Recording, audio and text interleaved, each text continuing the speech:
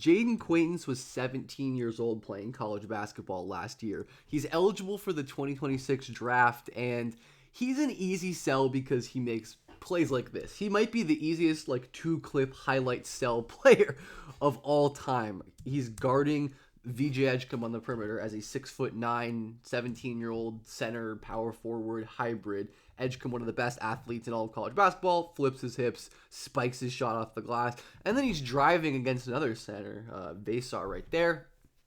Incredible flexibility to get to the center's hip length, drive, and explode off 2 feet and dunk right over his head. And Quaintance is getting a lot of top 5 pick hype for a loaded 2026 draft, from myself included, honestly. But I really wanted to investigate that and see what kind of questions he's need to answer this year at Kentucky to get there. So if you're interested in this, like, comment, subscribe, all that good stuff would be so appreciated. All the support on the channel has been incredible, especially on the draft live. But Quaintance, he's 6'9", he's not a center, and his defense is his main selling point. So that means he has to be a perimeter player to some extent, at least. We'll get to his awesome shot blocking as well. But his upside as an on-ball stopper is kind of crazy. When he locks in his hips and his feet, his ability to mirror and change directions. Technically, on the ball, he's kind of a mess at this point. He loves to reach in.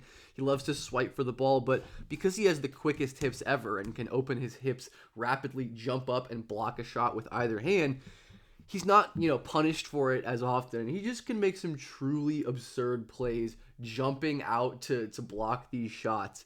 Quaintance is a very, very impressive perimeter playmaker for a big man. And again, an above 2 steal rate this year. And he just has the length and speed, to dig in on a driver, flip his hips, block a jumper. Like, he's one of the craziest pure physical tools bets in quite some time. And this is just ridiculous.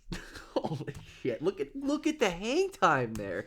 Unbelievable. He honestly kind of is maybe a smidge late reacting to this. Like, his head is still getting around while this lane is clear, but he reacts quick enough. And again, we'll get to his awareness and his defensive stuff to clean up at some point soon. But Quaintance is also a ridiculous shot blocker. He had just under a 10 block rate. He was in like close to 14 at some point, and his vertical explosiveness and ability to contort his body in midair. This is a hallmark of like every elite rim protector, being able to twist your body in midair with the ball to track it and get a block. Evan Mobley, Chet Holmgren, Jaren Jackson, and all of these guys have this trait. Victor Wembanyama, of course. And his insane vertical explosion off of 2 feet definitely compensates to some extent for his lack of height for a center. And Quaintance, man, this is probably not a great closeout. Like, he steps too hard. Like we said, his point of attack technique, he's very hoppy, isn't great. But the way that he changes directions and spikes this shot off the glass after recovering is absolutely nuts. He just does some freaky things as a mover. And it leads to a lot of possessions like this, where for the entire shot clock, he has his fingerprints on something, whether it's stunting at the ball, denying an entry in the pick and roll, or as we see at the end of the shot clock here, he's going to step out in hedge coverage, which Arizona State would do a lot with him, just to get him on the perimeter and use his speed, and blocks that sidestep jumper because he is just that overwhelming of an athlete. But his good stuff as a rim protector definitely comes with a trade-off. Notice how he's just kind of hopping around, waiting for a shot to go up so he can spike and then jump at it. He does check back briefly at his man, so I'll give him credit. But when this move is made, he's locked in right there, and there was an easy pass to be made that wasn't made. So the block hunting is definitely a thing, and it makes sense because of how ridiculous a shot blocker he is, how talented he is, what great explosiveness and instincts. But yeah, he'll jump at plays when he probably shouldn't, and it's tough to be a 17-year-old big in pick and roll defense. And a lot of this technique stuff, I'm optimistic can improve because he is just so young, playing college basketball in the Big 12 against like a Houston type team who's just rescreening and rescreening. He's a very reactive defender. Will like step up to the ball and then trust himself to recover, and oftentimes to get a foul like he does right there. But a lot of the times, of course, he can recover. But at the NBA level, those windows and margins get a lot smaller. And even though Quaintance is a crazy athlete, I do think the lack of center size, like you see it showing up. He's so quick off the floor, but just a couple inches away from the basketball. And that's honestly the difference, especially even at the NBA level. His technique on the ball on a play-to-play basis needs tons of improvement, which shouldn't be super shocking since he's a big, pretty much learning how to play more on the perimeter this season, where he's often giving up his feet, right? Like here, he shows his top foot, so Hall has an easy one to kind of attack. And Quaintance hops instead of sliding. You can see a lot of that hopping just gets him into positions where he's not on balance. And he has the ridiculous physical tools to get back on balance quicker than most bigs, but that's still too much for most good college guards to handle. They really did ask a lot of him on the perimeter, which I do think is kind of a good sign that he was able to still produce there. Like I think in this game, or it was the other K-State game, they had him like chasing around point guards the whole game because they didn't have the bodies. But Quaintance doesn't read this ghost screen. He like sets up like this is going to be a ball screen with number 2, and he's going to have to like get ready to stop it. But nope, this is just a quick ghost. Quaintance stares at the ball, but of course he can recover. There's help defense, and he's going to end up closing out to the shot. So at the college level, a lot of the plays where his team isn't negatively impacted would be at the NBA level. And even I think in Kentucky at the SEC, obviously it's not like crazy difference at competition level. It's still high major competition. It's going to keep being exposed for sure. But yeah, just was completely outmatched as a perimeter defender like this. But I don't think this is so concerning. Again, this was way overextending his role, trying to chase this guard off the screen. But yeah, you can definitely see the lack of like awareness and motor at times show up. And I do think it's more of an awareness thing than a motor thing, where Quaintance is pretty much always trying hard, and I think he's working to recover, but he definitely just doesn't always seem to know where to be, whether it's struggling to chase this screen around. And again, extremely difficult job when you don't have a ton of help from your other defender right here. But Quaintance, instead of kind of cutting this baseline angle, I don't know why I keep doing the boxes. Instead of cutting this baseline angle off, he steps kind of, or it's not even a step, it's another one of these little hops. And that just doesn't work, and he gives a blow by. But most of these technical errors, like we're saying, I think is fixable. And he does have flashes of good instincts right here. He covers the backdoor cut here to deny the pass. That's a nice play. And then he's going to end up guarding up in the pick and roll, and I think he gets a foul here, but I don't know if it was clean or not. Anyways, there are flashes of defending off the ball, and his incredible ability to recover will influence that and make his margin bigger than other players, even at the NBA level. He was a ridiculous post defender too. Just the strength and the power for a 17-year-old big, which we'll get to on offense especially, is absolutely absurd.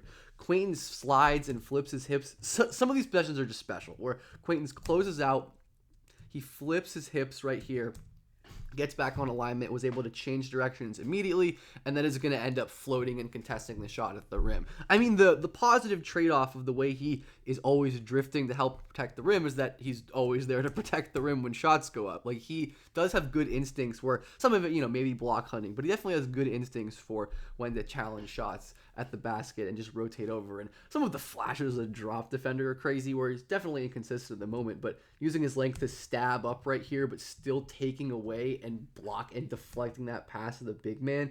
Really insane stuff he can do with his physical tools. And I wanted to really think about what level his defense can be, and I think it can be really, really high level with some technical refinement. Offense, to me, is the bigger question, and right now, the most impressive thing he does is related, again, to his tools, and it manifests in the form of some pretty freaky driving. We saw that first play where he blew by Vasar, blows by Thomas Houck here, and dunks the ball.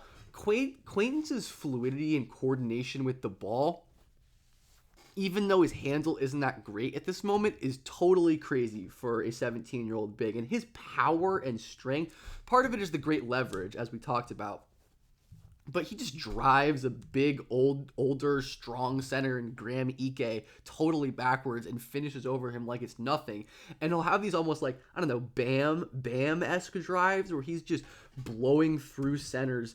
Quick change of direction here to open this center up, and from there he just has the explosiveness and the burst that the vast majority of bigs don't. Drops his shoulder to generate power and is basically shooting this almost down. He's shooting this down into the rim. That is how incredibly explosive Quaintance is. I think I accidentally showed this clip twice, but it is honestly nice enough to watch twice. It is an incredibly cool play. He made other centers, like, especially with size concerns, like I love Flory, and even Hunter Dickinson he made look small at times, where he can just power through players. And you can see how he's guarded, right? The shooting is a big issue, as we'll get to, but they're not guarding him at all, but Quaintance has like the power where it's dangerous to give him a runway just because of how much force he can generate and how close he can get to the basket if you do end up doing that. Now, Quaintance is definitely not a perfect driver, but his ability to use this just incredible power generation, the hop step, playing off of 2 feet, just driving straight through college defenders, it's just very, very hard for them to scheme and stop him, really. Quaintance, one of my other questions with him, which we'll talk about the shooting, he is like a horrible free throw shooter, under 50%, which we'll talk about. I wanted to kind of evaluate his touch and see what I thought. There were some pretty impressive flashes where he catches in traffic, hangs in the air, and finishes this shot from a pretty tough angle, even though it ended up being close to the rim. I like that he can finish with both hands around the basket, where Quaintance, again, just dropping his shoulder right here. The leverage is awesome, allows him to get a straight line to the block. Hop power, like his explosiveness is absolutely absurd, and that's gonna allow him to be an awesome like dunker spot creator where he can just sit in the dunker spot, catch lobs. I do think, again, some technical finishing stuff. He gets blocked more than someone of his size and athleticism should. Like he could pump fake more. He doesn't really feel this defender jumping up onto his back. But I do think a lot of this stuff is fixable. But I am always curious about plays like this, where he will just like smoke open layups. Definitely could be because of the balance here, right? He tries to hop off of 2 feet, but he's falling backwards, and he doesn't have the hand-eye coordination, the touch, like we said, to get that shot in. But again, shout out to Jayden Quaintance blowing by a smaller player, generating a wide open paint touch, but he just couldn't finish. Like, absurd driving prospect. Absolutely nuts driver. Quaintance will have these plays where he just like misses wide open bunnies. So even though I don't think he's like a bad, like an unsalvageable touch guy, there's definitely some questions. And just from how low his jumper volume is, and he'd settle for a lot of pretty questionable shots. Like his decision making isn't the best on the ball, though his passing is intriguing, which we'll get into. But I wanted to is the shooting salvageable at all? Here, freshman with freshman seasons of 50 free throw or above. The only guy to develop a jumper, Aaron Gordon. Guys like Herb Jones and Terrence Mann improved their free throw shooting over their careers, which is the hope for Quaintance, right? He was 17 years old. He shot 47% from the line. He shot 32 threes and not very many non-rim twos, right? The sample of jumpers is really small.